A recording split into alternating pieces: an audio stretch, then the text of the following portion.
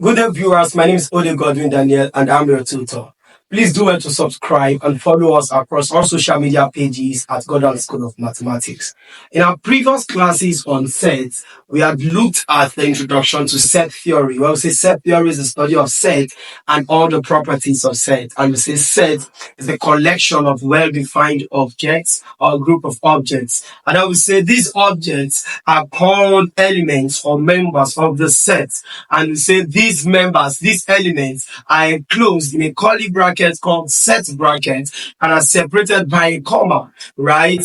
And then we also looked at the representation of set. Why we said set can be represented in two forms. Number one, the roster form or the listing method, which is a form in which the elements of the set are listed. And number two, the set builder form or the set builder notation, which is a form in which the elements of the set are not listed but are given certain properties for you to decode. And then when you are able to decode these properties, you by yourself, you are now able to list out the elements of this set. We also looked at the cardinality of a set, say A, for example. We say the cardinality of a set denoted by N of A is equal to the total number of elements in that set. Now, in today's class, we'll be looking at types of sets. We'll be looking at 9 types of sets. Number 1, finite sets. Now, a set is said to be finite if we know the cardinality of the set. What is the cardinality of a set? The cardinality of a set is the total number of elements in that set. So if we can know the total elements in that set, then we say that set is finite. That is, if the elements of the set can be counted, then we say the set is finite. Examples: we have A is equal to A, B, C, ellipses up to Z, right? So we know that N of A is what? 26, right? So we say A is what? Finite. Another example, B is equal to 1, 3, 8, and 9. Now, we know that N of B is equal to what? 1, 2, 3, 4. And then we say B is what? Finite. Number 2, infinite set. Now, a set is said to be infinite if the cardinality of the set is not known. That is, we cannot determine the cardinality of the set. We cannot determine how many elements are in that set. For example, we have the set A is equal to 1, 2, 3, dot, dot, dot, which is ellipsis. Now, the set A is called an infinite set. Why? We don't know how many elements are in the set, right? Another example, B is equal to all even numbers. Now, what are the even numbers? We have 2, 4, 6, 8, 10, 12, 14, 16, 18, ellipses, right? We can't determine how many even numbers are there in a natural number. So, since we don't know how many elements B has, we say B is an infinite number. Number 3, an empty set. Right?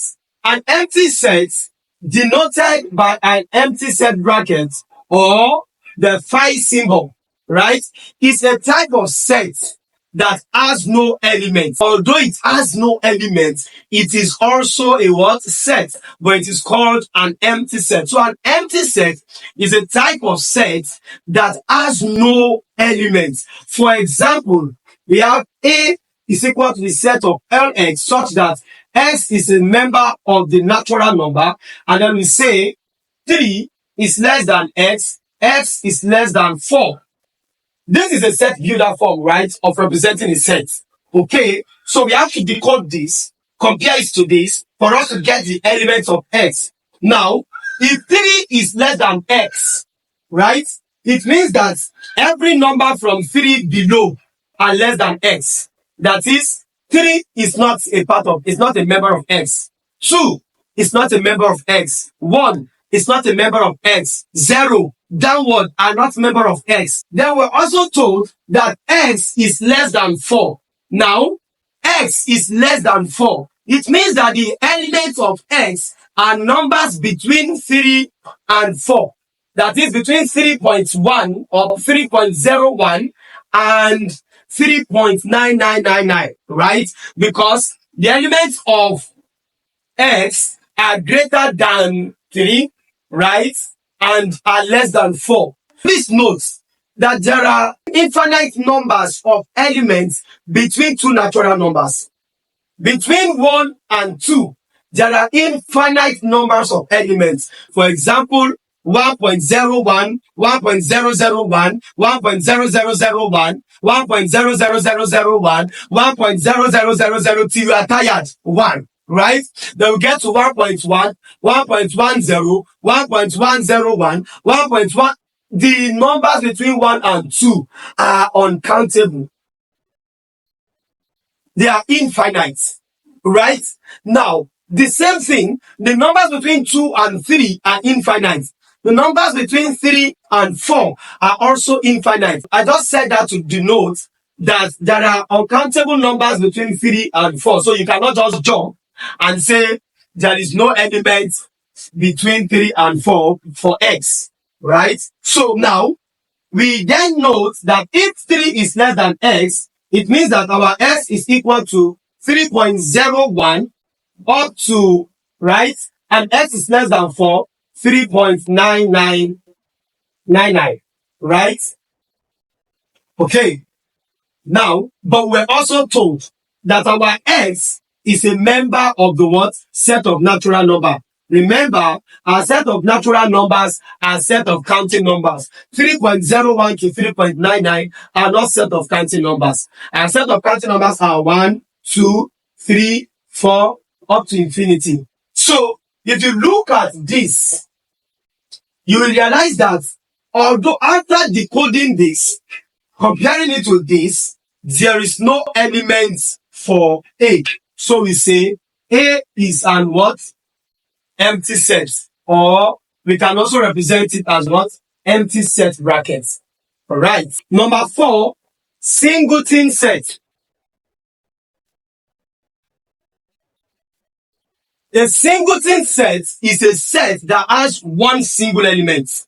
One single element. For example, B is equal to the set of all x such that x is an element of the set of integer, and then we say 4 is less than x, x is less than what? 6, right?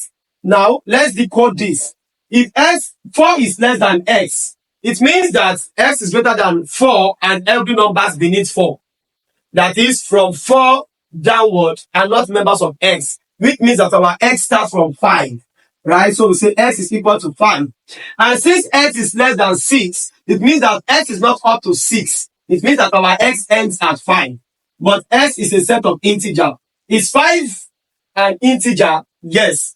Remember, the set of integers are the positive counting numbers, which 5 is also inclusive, the negative counting numbers, and 0 inclusive. So we say b is equal to what? 5.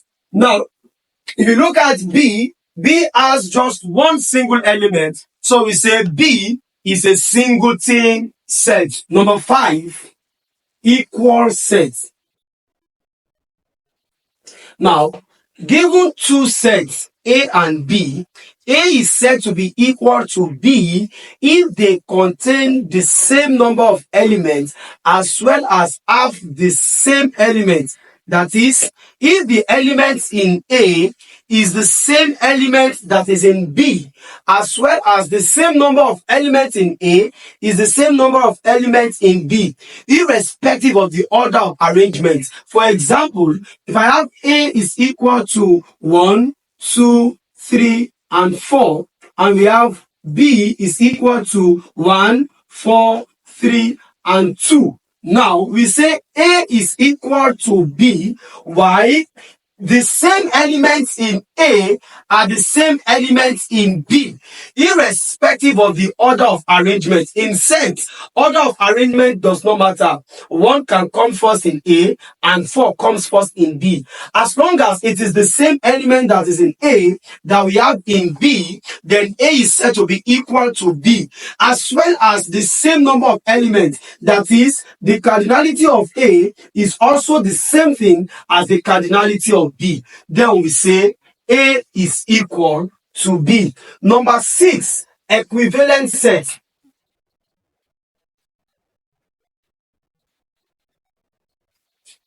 Now, unlike equal sets, given two sets A and B, A is said to be equivalent to B if they have the same number of elements. That is, the cardinality of A is the same as the cardinality of B. However, they do not contain the same elements. That is, A has different elements, B has different elements, but both of them has the same cardinality. That is, the same number of elements. For example, A is equal to A, B, C, and D, and then B is equal to 1, 2, 3, and 4. If you look at this, the cardinality of A is the same thing as the what? The cardinality of B. However, A is not the same thing, is not equal. They do not have the same elements. But because they have the same cardinality, we say A is what? Equivalent to B. Number 7, subsets. Now, given two sets A and B, A is said to be the subset of B if B contains the element of A as well as at least one element that is in B that is not in A. If A is the subset of B, then B is the superset of A. What do I mean? Given two sets A, for example, A is equal to 1, 2, 3, and 4, and then B is equal to 1, 2, 3, 4, 5, 6. Now, if B contains the elements of A, the elements of A are 1, 2, 3, 4, which are contained in B, and then B has at least one element that is not in A. So we have 5 and 6 that are not in A. So we say A is a subset of B and B is a superset of A. Now, there are two types of subsets. Number 1, proper subset, and number 2, improper subset. A is said to be a proper subset of B if B contains the element of A and at least one element that is not in A, just as we have here. Then we say A is a proper subset of B, and then this is the symbol for proper subset. And then the second one, improper subset. A is said to be an improper subset if A contains the same elements as B. For example, we have A is equal to 1, 2, 3, 4, and B is equal to 1, 2, 3, 4. Then A is a subset of B, but A is an improper subset of B, which is denoted by this symbol. So we say A is an improper subset of B. Another word to pronounce it is to say A is a subset or equal to B. A is a subset or equal to B, or properly pronounced as what? A is an improper subset of B. Number 8, power sets. Now, the power set of a set is the set of all subsets that can be derived from that set. The power set of a set is the set of all subsets that can be derived from that set. For example, if we're given a set A is equal to 1, 2, 3, Now, the power set of A denoted by P of A is the set of all subsets that can be derived from A. Now, note that the first subset of any set is the empty set. The first subset of any set is the empty set, as well as the set itself. So, to find the subset, the possible subsets in any set, the first subset is the empty set. And then also, the set itself is also a subset of itself. For example, let's see, given the set A is equal to 1, 2, 3, what are the possible subsets that we can find from this set? The first subset is the what? Empty set, right? And then the next subset, we have 1, we have 2, right? We have 3. And then we have 1, 2. We have 1, 3. Then we have 2, 3. And then we have 1, 2, 3. Okay, now consider the subsets of this set A, right? For set B, A contains the empty sets and elements 1, 2, 3 that are not in set B. So we say the set B is a proper subset of the set A, right? Now for set C, A contains element 1 and there is element 2 and 3 that is not in C. So we say C, the set C is a proper subset of the set A. For set D, right, A contains element 2 and there is element 1 and 3 that is not in D. So we say D is a proper subset of the set A. For set E, A contains element 3 and there is element 1 and 2 in A that is not in E. So we say E is a proper subset of A. The same thing for set F, right? A contains elements 1 and 2 in F, and then there is element 3 in A that is not in F. So F is a proper subset of the set A. The same thing for set G. A contains elements 1 and 3, but there is element 2 in A that is not in G. So we say G is a proper subset of A.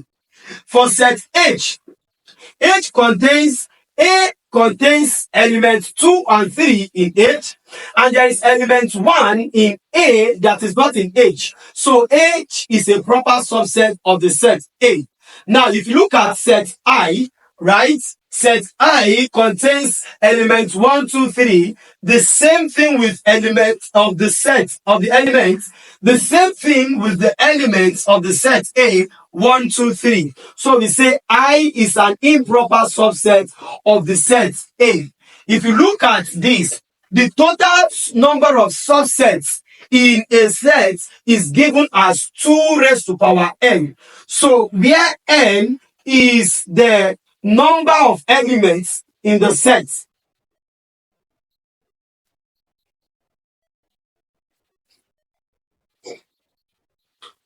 For example, look at set A, right? Set A has how many elements? 1, 2, and 3. So the total number of subsets that we will be able to get in set A will be what? 2 raised to power 3, which is equal to what? 8. Right? So let's count the subsets. 1, 2, 3, 4, 5, 6, 7, 8. Now, out of this subset, 2 raised to power n minus 1 is what? Proper subsets.